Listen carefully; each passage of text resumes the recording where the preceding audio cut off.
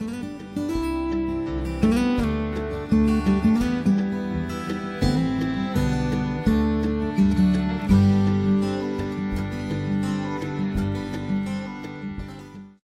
hello everyone, and welcome to a very quick MI Short here on the MIgardener channel. It is potato starting season, and you want to start your potatoes early in the year. You want to put them in the ground still while there's a risk of frost. You want to make sure that you plant them about 2 weeks before your last frost date. And you want to do that because it takes some time to establish some roots and get a really healthy plant, and you're going to get a jump start on your season. You don't have to do that 100%, but I find that I have the best results when I do, because of the fact that the potatoes, they grow just fine under the ground and they take a little while to get started.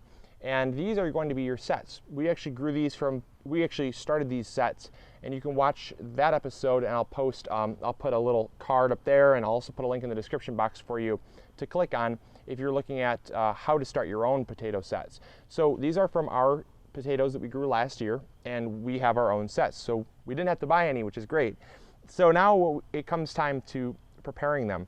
You can just take a potato and plant it right in the ground. However, it's a big waste of money because you have an eye here, an eye here, an eye here, an eye here, and an eye there, and they're all growing, and they're all going to grow a different plant. So you want to make sure that you use your potato wisely, so you get the most plants for the most bang for your buck. So what we're going to do is we're just going to take a sharp knife, and you want about 2 to 3 days to allow them to dry. So come on in close. I'm going to show you what I'm talking about here. We're going to cut them up, and I'll show you how to cut them up so you get the most bang for your buck. So you have a potato here, and you can see an eye here and an eye here. Basically, the eyes are just the young plants.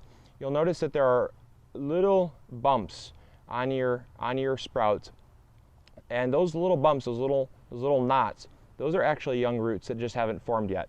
So you want to basically divide them up using your knife, and you want to divide them up just so you get between 1 and 2 eyes per slice here.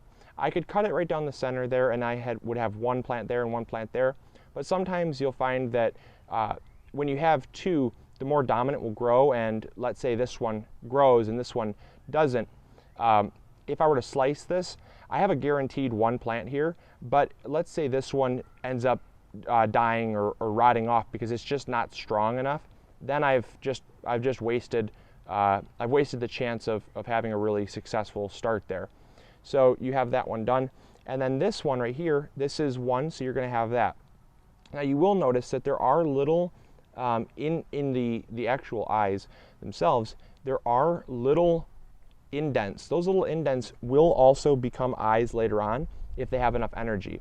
This one right here is already growing, so we're going to leave that one itself. Now you have a case here in which you got a lot of stuff going on, and you have an eye here that's just starting and 3 main ones. I'm going to focus on these 3 main ones here, and what we're going to do is we're going to cut like this, get that out. So you have this one, and then I'm going to cut here on this angle right here, and then you actually have those right there, and these are really healthy ones. These are guaranteed goers. These are just going to go right in the ground, and we're just going to set those aside. So you have, again, another case in which you have eyes here, eyes here, eyes there, and eyes there. There's a lot of eyes on this one, and I'm just going to cut this one kind of like this.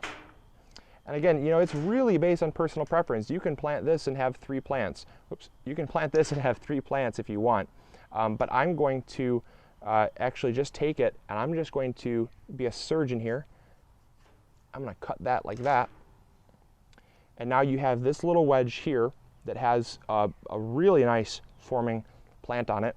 And then this right here, you have this eye and this eye that are growing. So you can mix and match whatever you want. All these can be divided if you want. They can be left whole.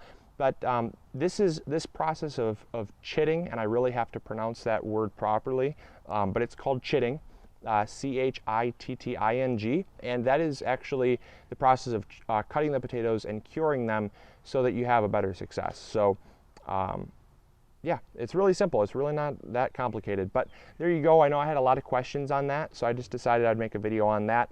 And like I said, once they're cut, just let them set out. Let them set out in a well-ventilated area, and you'll notice that they'll kind of just get a little leathery and dry, and that leathery and dry is actually going to protect the potato, because if you put it in the ground just like this, it'll rot. And when it rots, it can actually rot out the main plant and prevent it from growing. So you just don't want to do that either. So just give them a chance to dry out and scab over. And if you happen to forget them for 5 days, 6 days, it's not going to hurt it either. And then I wanted to end on this one because this was a special exception.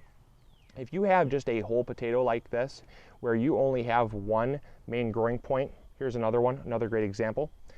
If you have a whole potato that only has one main growing eye, just plant this. It's actually going to give you a better result. And if any of these other little indentations happen to grow, it's only going to be more assurance, but you're going to have a really good success with this. And also, you're going to have a lot of energy, because the starch in the potato is actually what gives the energy for these to sprout.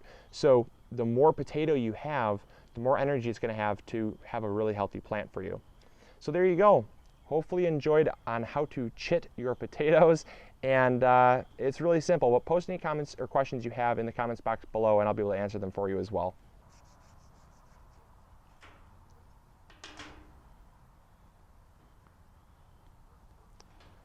All right, so there we go. We are all finished, and I hope you all enjoyed. Hopefully you learned something new. And as always, this is Luke from the MIgardener channel, hoping you all are growing big or going home, and I'll talk to you all later. See ya. Bye.